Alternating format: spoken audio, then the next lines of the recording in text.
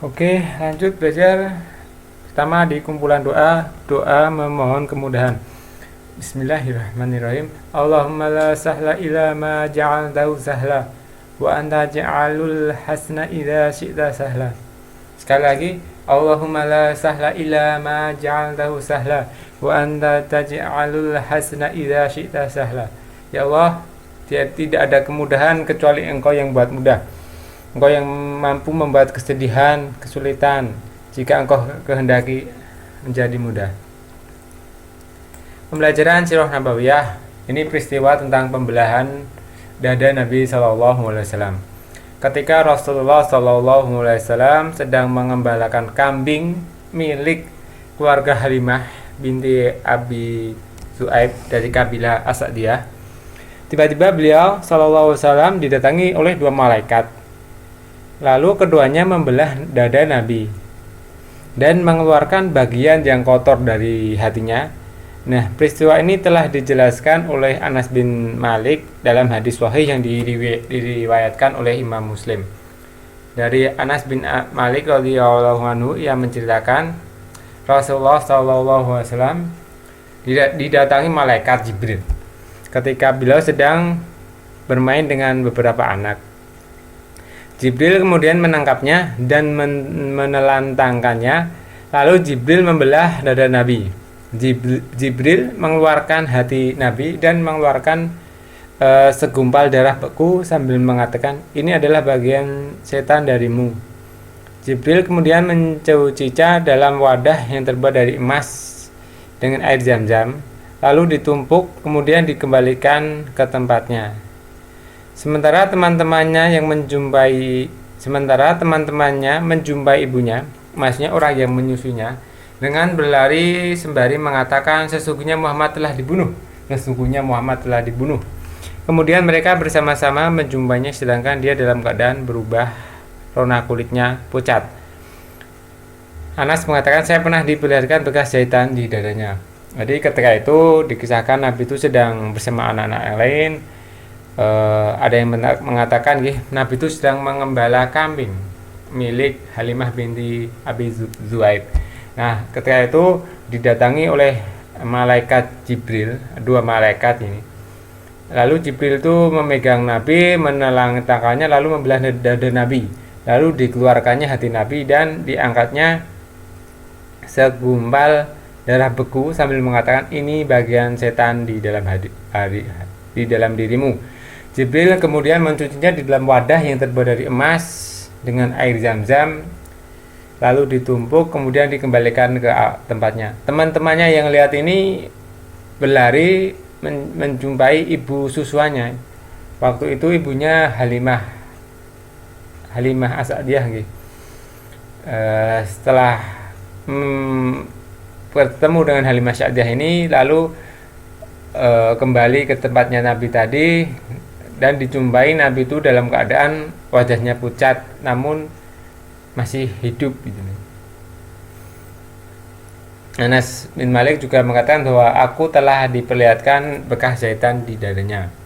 Sebagian ulama menjadikan ayat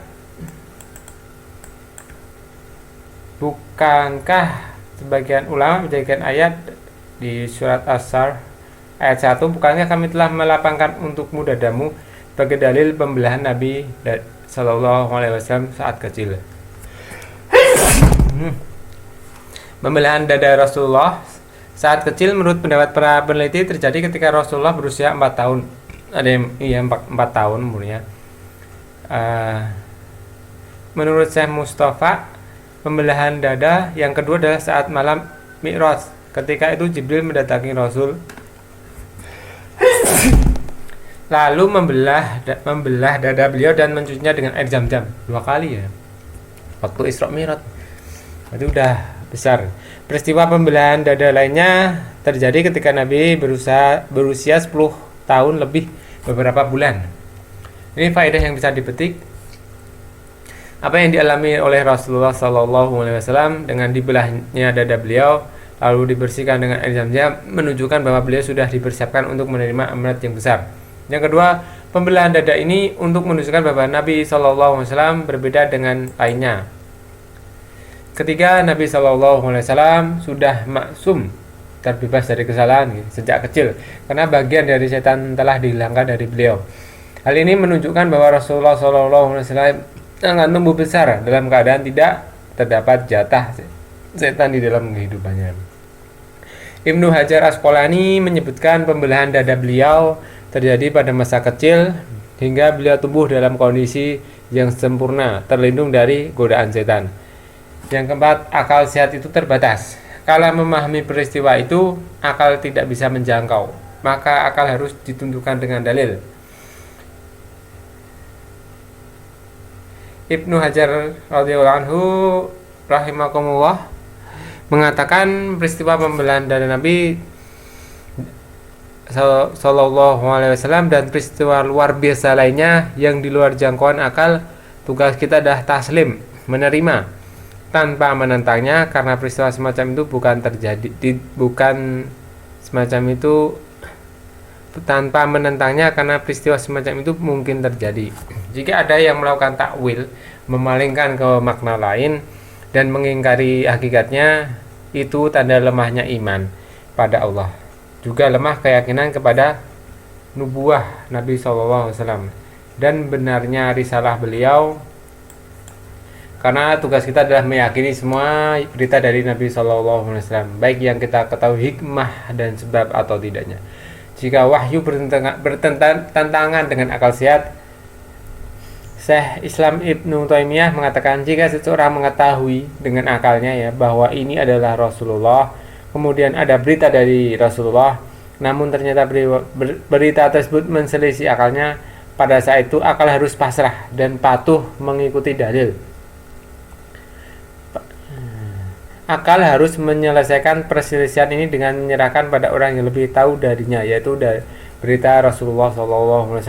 Pada saat ini akal tidaklah boleh mendahulukan hasil pemikirannya dari berita Rasul, karena sebagaimana diketahui bahwa akal manusia itu memiliki kekurangan dibandingkan dengan berita Rasul. Nabi SAW tentu saja lebih mengerti mengenai Allah SWT, namun nama dan sifat-sifatnya, serta lebih mengetahui tentang berita hari akhir daripada akal. Semoga bermanfaat. Tadi peristiwa pembelahan dada Nabi SAW. Rangkum sedikit ya.